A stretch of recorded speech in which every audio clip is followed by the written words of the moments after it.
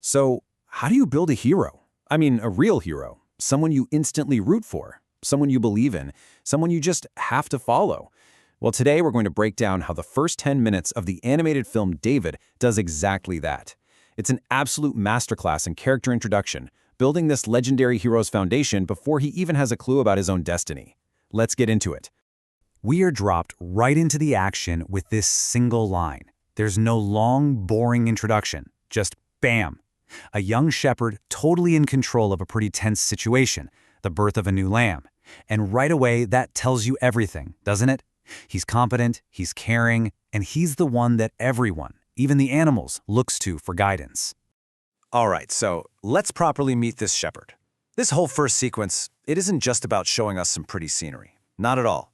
It's about establishing David's fundamental character in his natural element, long before any crowns or giants ever enter the picture.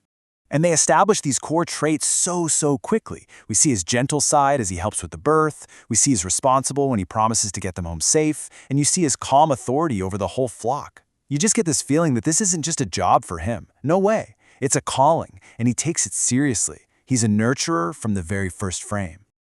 Okay, so being a gentle shepherd is one thing, but what happens when that peaceful world gets threatened?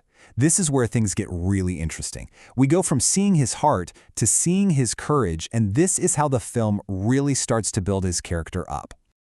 A predator attacks, and there is zero hesitation. David doesn't run, he doesn't hide. His first and only instinct is to put himself right between the danger and those he's protecting. He literally becomes a shield, showing this fearless, protective instinct that just goes way beyond simple duty.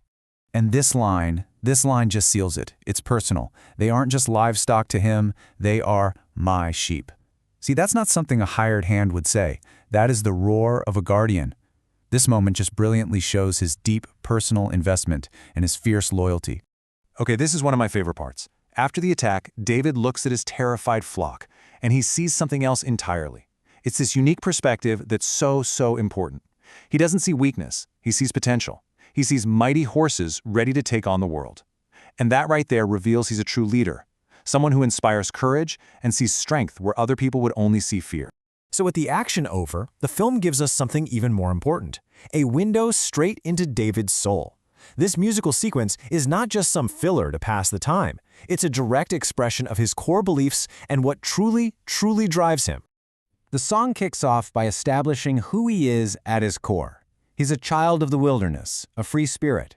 He finds his purpose not tucked away safely inside a house, but out in the wide open spaces.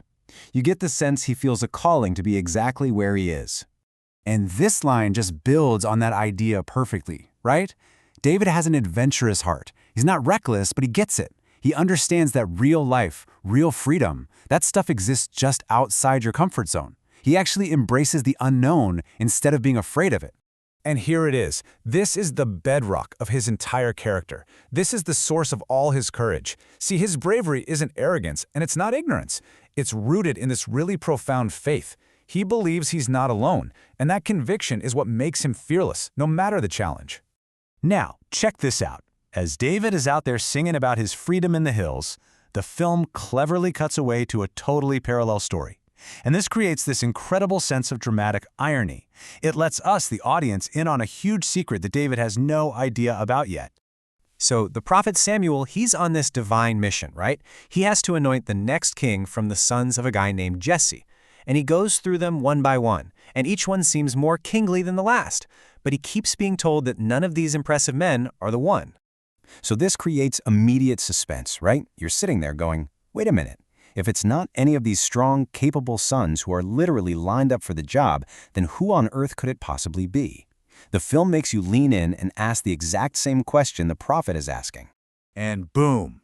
With that one line, the two separate storylines just crash right into each other. The forgotten son, the one who wasn't even invited, the one out in the fields tending sheep, he's suddenly brought into focus, and we know exactly who he's talking about.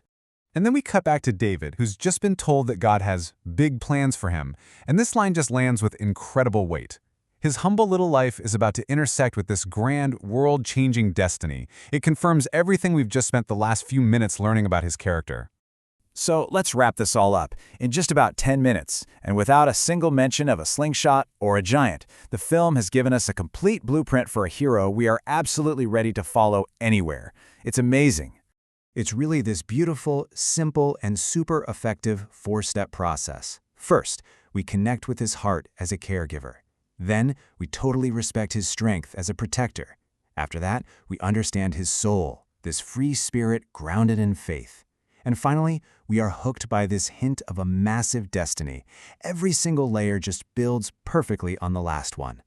See, this introduction doesn't just show us who David is, it makes us ask the central question of his entire story. It sets the stage by showing us that he already has the heart, the courage, and the soul of a king, long before he ever even sees a crown. And it just leaves us dying to see how that incredible journey unfolds.